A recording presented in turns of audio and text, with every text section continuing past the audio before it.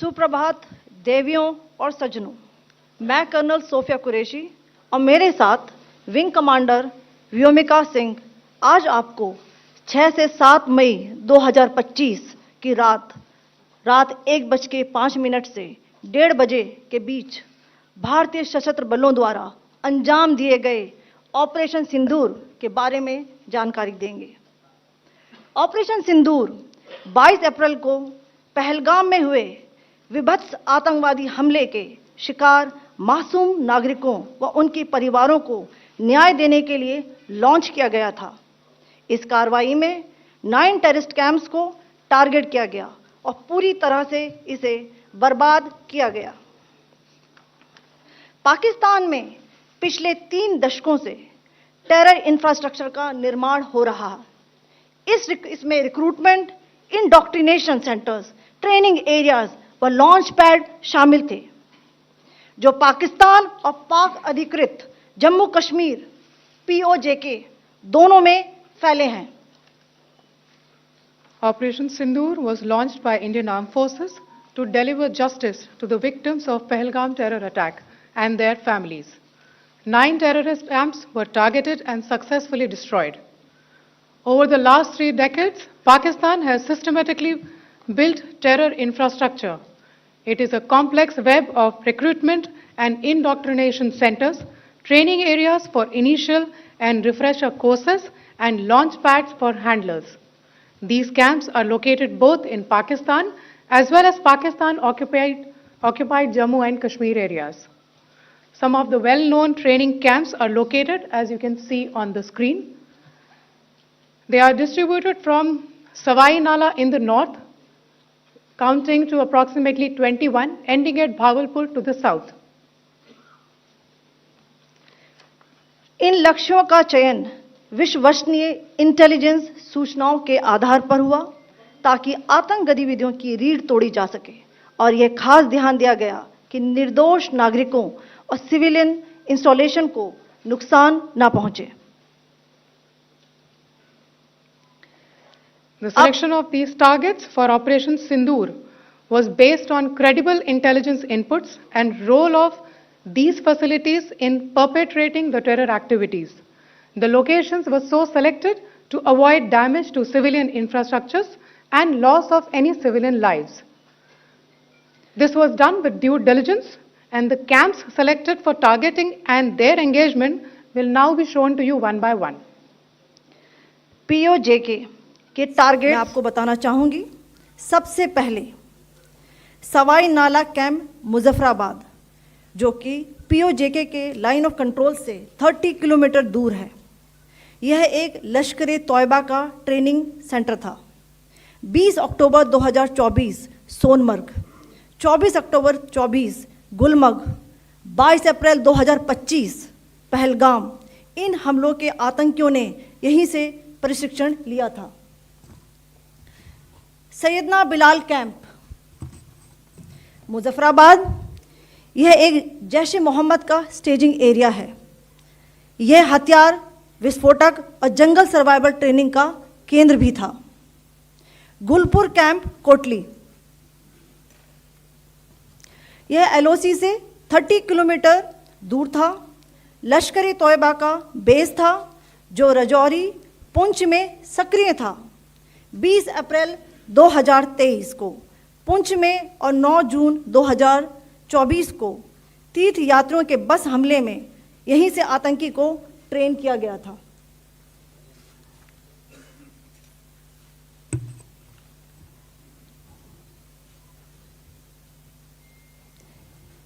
Barnala camp बिम्बर, यह LOC से 9 kilometre दूर है। यहाँ पर हथियार, हैंडलिंग, IED व जंगल सर्वाइवल का प्रशिक्षण केंद्र था। अब्बास कैंप कोटली,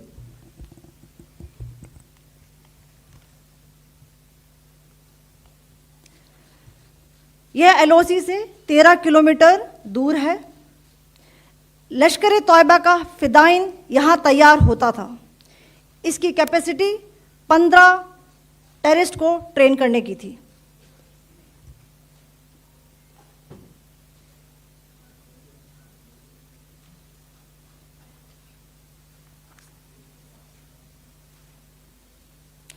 अब मैं पाकिस्तान के अंदर के टारगेट से अवगत कराना चाहूंगी। पहला, सर्जिकल कैंप सियालकोट। यह अंतर्राष्ट्रीय सीमा से 6 किलोमीटर की दूरी पर है, सांबा कठुआ के सामने।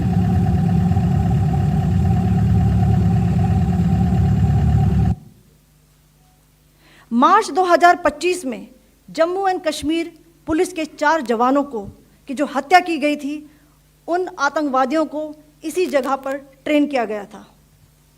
दूसरा, महमूना जाया कैंप सियालकोट। यह 18 से 12 किलोमीटर आईबी से दूर था। हिजबुल मुजाहिदीन का बहुत बड़ा कैंप था। यह कठुआ जम्मू क्षेत्र में आतंक फैलाने का नियंत्रण केंद्र था। पठानकोट एयरफोर्स बेस पर किया गया हमला भी इसी कैंप से प्लान और डायरेक्ट किया गया था। मरकज ताइबा मुरीद के,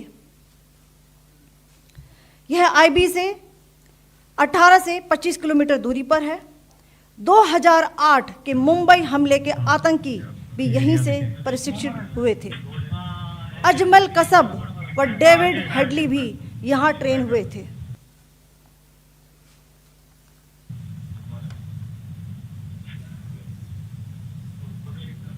आगे दूसरा आया।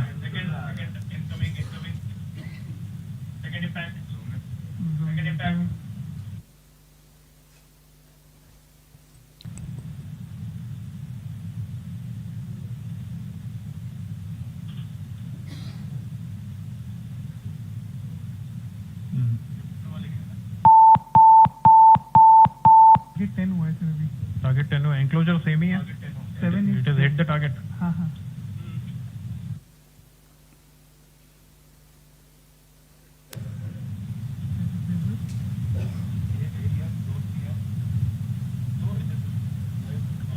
तीसरा आ गया सर, इम्पैक्ट। ओके, देखो दिस इज टुवर्ड्स लग रहा है। मरकज सुभान अल्लाह भावलपुर, यह इंटरनेशनल बाउंड्री से 100 किलोमीटर दूर है। जैश ए मोहम्मद का मुख्यालय था। यहां पर रिक्रूटमेंट, ट्रेनिंग व इंडोक्ट्रिनेशन का केंद्र भी था। शीर्ष आतंकी अक्सर यहां आते थे। मैं आप सबको बताना चाहती हूं कि किसी भी सैन्य ठिकाने का निशाना नहीं बनाया गया और अभी तक किसी तरह की नागरिक क्षति की रिपोर्ट नहीं है। धन्यवाद। जय Hind. The strike on the terror camps were undertaken through precision capability, as shown to you. A niche technology weapons with careful selection of warheads was ensured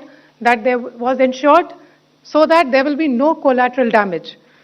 The point of impact in each of the target was a specific building or a group of buildings. All the targets were neutralized with clinical efficiency, and the results reiterate the professionalism of the Indian Armed Forces in the planning and execution of their operations. No military establishments were targeted. India has demonstrated considerable restraint in its response. However, it must be said that the Indian Armed Forces are fully prepared to respond to Pakistani misadventures, if any, that will escalate the situation. Jai Hind, and thank you very much. Ladies and gentlemen, friends in the media, I ask your indulgence today in view of the fact that this is still an evolving situation. We will therefore not be able to take questions and answers today, but we will come back for more updates and more briefings shortly. Thank you all very much for joining us this morning. Thank you. Jai Hind.